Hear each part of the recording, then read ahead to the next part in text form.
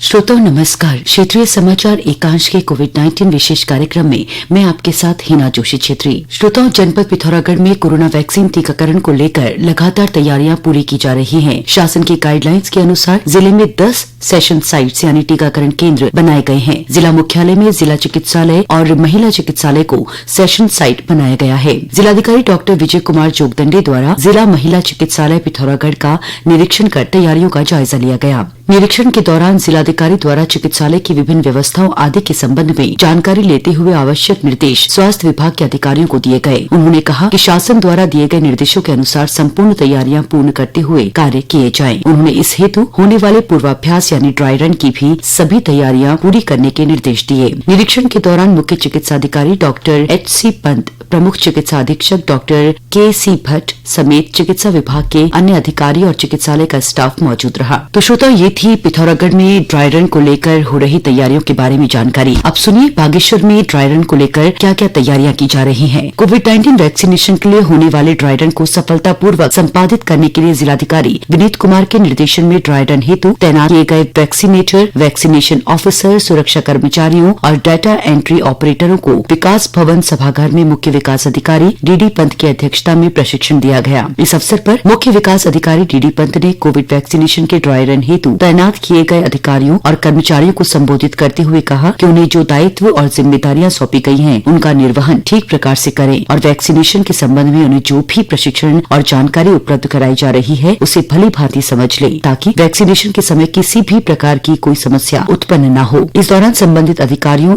और कर्मचारियों को 2 सत्रों में सैद्धांतिक और व्यावहारिक प्रशिक्षण दिया गया। इस अवसर पर अपर जिलाधिकारी हेमंत कुमार वर्मा, जिला विकास अधिकारी KN तिवारी, मुख्य चिकित्सा अधिकारी डॉक्टर BD जोशी, मुख्य पशु चिकित्सा अधिकारी डॉक्टर उदय शंकर, पुलिस उपाधीक्षक विपिन चंद्र पंत, जिला प्रतिरक्षण अधिकारी और ट्रेनर विशेषज्ञ सहित संबंधित अधिकारी और कर्मचारी उपस्थित रहे।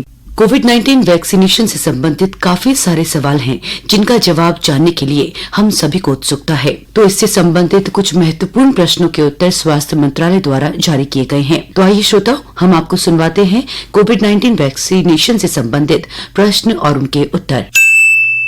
पहले चरण में किन समूहों को टीका लगाया जाएगा? टीकों की उपलब्धता के आधार पर सरकार ने प्राथमिकता वाले समूहों का चयन किया है, जिन्हें प्राथमिकता के आधार पर टीका लगाया जाएगा। पहले समूह में स्वास्थ्य कर्मियों को शामिल किया गया है, क्योंकि उन्हें संक्रमण का खतरा सबसे ज्यादा है। अगले समूह में 50 वर्ष से अधिक आयु के सहरुग्णता वाली स्थिति वाले और बीमार लोग शामिल होंगे, जिन्हें 2 उप समूहों में विभाजित किया जाएगा।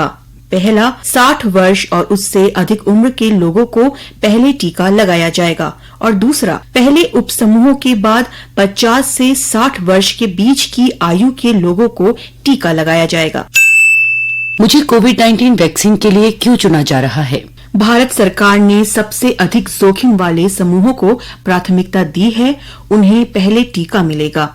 हेल्थ केयर प्रदाताओं ने कोविड-19 के खिलाफ लड़ाई का नेतृत्व किया है। हेल्थ केयर और फ्रंटलाइन वर्कर्स टीका लगाए जाने वाली पहली प्राथमिकता वाले समूहों में से एक हैं, ताकि आप वायरस से जुड़े खतरे के डर के बिना अपना काम जारी रख सकें। क्या ये टीका सुरक्षित है? हाँ, वैक्सीन परीक्षण के विभिन्न चरणों के तहत वैक्सीन की सुरक्षा और प्रभाव सुनिश्चित करने के बाद ही टीकाकरण का काम शुरू किया जाएगा। इन प्राथमिकता वाले समूहों को पहले टीके के लिए क्यों चुना गया? हेल्थ केयर फ्रंट वर्कर्स के टीकाकरण से कोविड-19 मृत्यु दर को कम कर सामाजिक और आर्थिक प्रभाव को कम करने में मदद करेगा। 50 वर्ष से अधिक आयु के लोगों के टीकाकरण से सहरुग्णता वाले 78% व्यक्ति कवर हो जाएंगे और ये कोविड-19 मृत्यु दर को कम करेगा। टीकाकरण क्रमानुसार नहीं हो सकता है। ये वैक्सीन की उपलब्धता के आधार पर सभी लाभार्थियों के लिए समानांतर रूप से दिया जा सकता है। क्या इस टीके का कोई सामान्य साइड इफेक्ट है? कोविड वैक्सीन तभी दिए जाएंगे जब इसकी सुरक्षा सुनिश्चित हो जाएगी। सभी टीकों के समान ही कुछ व्यक्तियों को टीकाकरण स्थल पर हल्के बुखार, दर्द आदि की समस्या हो सकती है। कोविड-19 वैक्सीन से संबंधित किसी भी दुष्प्रभावों से निपटने के लिए राज्यों से व्यवस्था करने को कहा गया है। क्या कोविड-19 वैक्सीन लेने के बाद कोविड उपयुक्त व्यवहार का पालन करने की आवश्यकता है? कोविड-19 वैक्सीन लेने के बाद भी हमें सभी सावधानियां बरतनी चाहिए, यानी फेस कवर या मास्क का इस्तेमाल, हाथों की स्वच्छता, उचित दूरी बनाए 6 फुट या 2 गज की दूरी, टीकाकरण के दोनों सत्रों के दौरान टीकाकरण स्थल पर और सामान्य रूप से इन व्यवहारों का पालन किया जाना चाहिए। क्या मेरे घर वालों को भी टीका दिया जाएगा? प्रारंभिक चरण में सीमित वैक्सीन की आपूर्ति के कारण ये सबसे पहले उन लोगों को प्रदान किया जाएगा जिनको कोविड-19 के संक्रमण का ज्यादा खतरा है। बाद के चरणों में कोविड-19 वैक्सीन दूसरों को उपलब्ध कराया जाएगा। तो श्रोताओ, ये थे कोविड-19 वैक्सीनेशन से संबंधित महत्वपूर्ण प्रश्न एवं उनके उत्तर जो कि स्वास्थ्य मंत्रालय द्वारा जारी किए गए हैं। श्रोताओं, लीजिए अब प्रस्तुत है कोरोना वायरस संक्रमण की वर्तमान स्थिति पर स्वास्थ्य विशेषज्ञ डॉक्टर राजेंद्र के धमीजा से आकाशवाणी संवाददाता सिद्धार्थ सिंह की बातचीत। डॉक्टर धमीजा, नमस्कार। कार्यक्रम में आपका स्वागत है। नमस्कार सिद्धार्थ जी। डॉक्टर धमीजा, वैक्सीन का इंतजार खत्म हो गया है। देश में 16 जनवरी से कोरोना के लिए वैक्सीनेशन प्रोग्राम की शुरुआत हो रही है। इसके ड्राई रन के परिणाम भी बहुत सकारात्मक रहे हैं। आप क्या कहेंगे? मुझे ये लगता है कि ये this is the beginning of the end of the pandemic. ये कोविड-19 का जो पैंडेमिक है, जो पिछले 12 महीने से हम इसको झेल रहे हैं, ये पहला पैंडेमिक होगा पूरी हिस्ट्री में जिसको वैक्सीन के द्वारा खत्म किए जाने की संभावना है।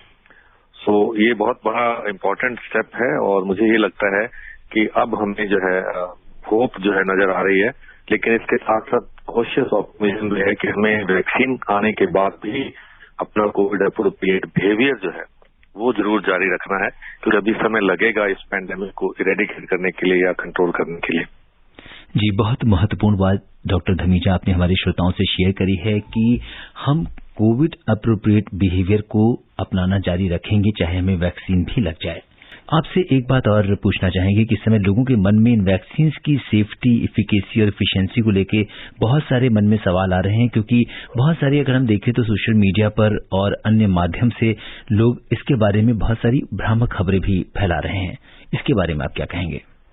बहुत अहम मुद्दा है ये, और अभी मैंने थोड़ी देर पहले आपको बताया कि कुछ टेक्नोलॉजीज ऐसी हैं जिसमें वायरस को हैंडल भी नहीं किया गया, बिल्कुल सेफ हैं, और उनकी सेफ्टी और जो इनकी गुणवत्ता है उस पर बहुत फेज 1, फेज 2 ट्रायल्स बड़े रिग्रेस तरीके से होते हैं, और इन दोनों वैक्सीन की भी फेज 1, फेज 2 और फेज 3 ट्रायल्स हुए हैं, और हर स्टेज पर बड़ी रिग्रेसली तैयार किया गया प्रोटोकॉल्स के हिसाब से जो है इनकी सेफ्टी असेस की गई है, और दोनों ही वैक्सीन हजारों लोगों में लग चुकी हैं और बिल्कुल सेफ पाई गई हैं।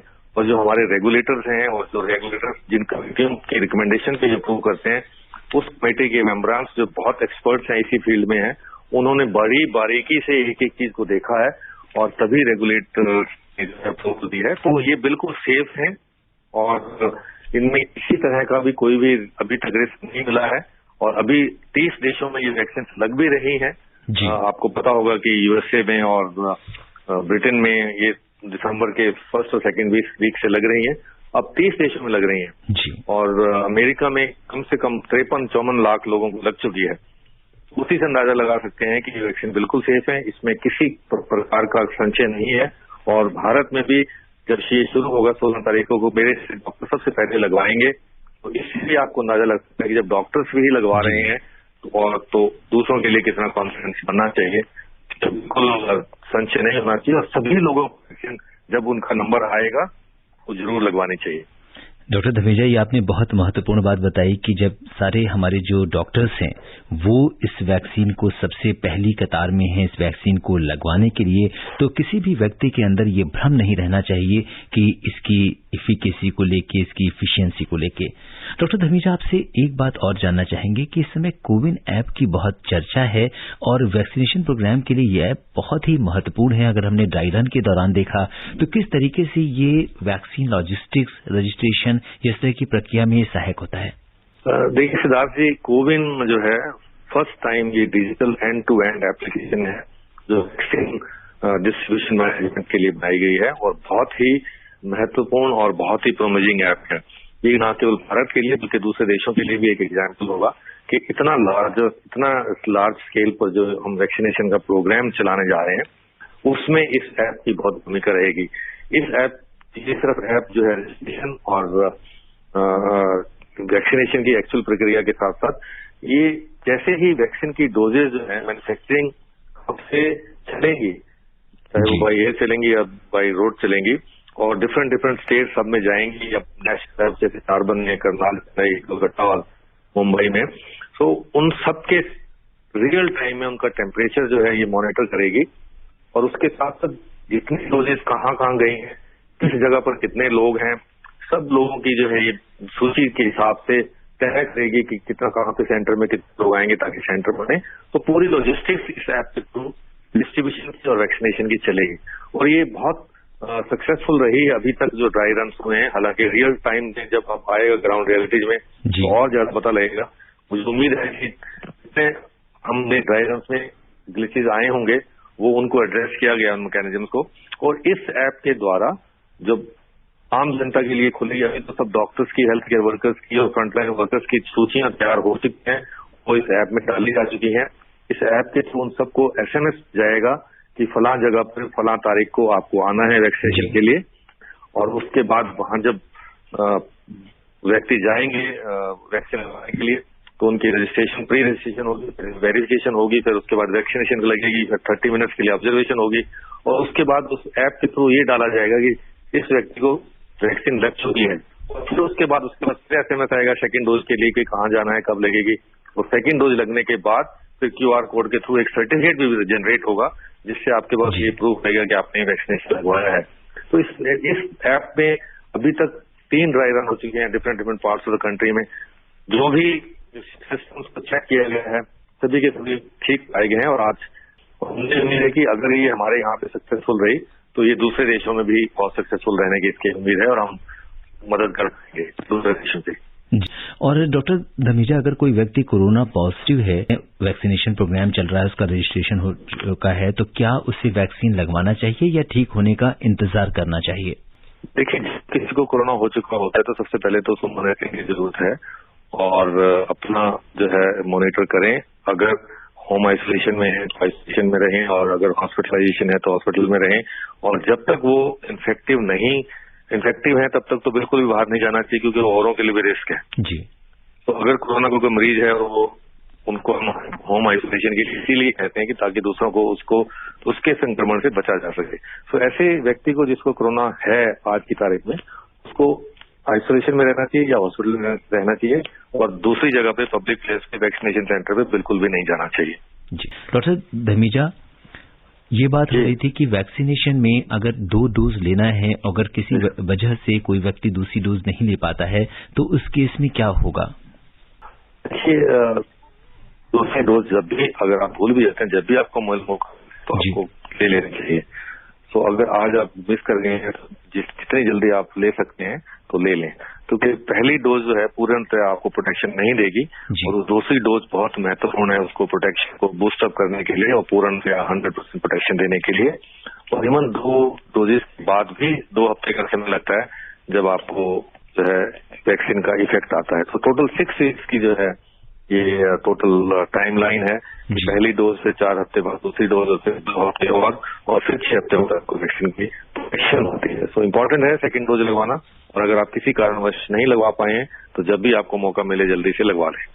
जी, और अब समय इजाजत नहीं दे रहा कि हम इस चर्चा को आगे बढ़ाएं। डॉक्टर धमीजा, आप कोविड-19 की इस विशेष कार्यक्रम से जुड़े बहुत बहुत धन्यवाद और आभार। Thank you very much. तो श्रोताओं, आज के कार्यक्रम में इतना ही। जाते जाते आपसे यही अपील करना चाहेंगे, यही कहना चाहेंगे कि कोरोना से बचने के लिए आपको जो भी सावधानियां हमारे द्वारा और स्वास्थ्य मंत्रालय के द्वारा बताई जा रही हैं, आप उनका पालन कीजिए। हमारा मकसद यही है कि हम इस कार्यक्रम के जरिए आप तक कोविड-19 और वैक्सीनेशन से जुड़े अपडेट्स लगातार आप तक पहुंचा सकें, और आप जान सके, समझ सके कि अभी करंट सिचुएशन क्या है। कोरोना का खतरा अभी भी बरकरार है, तो सुरक्षित रहें, कोरोना से बचकर रहें। नमस्कार।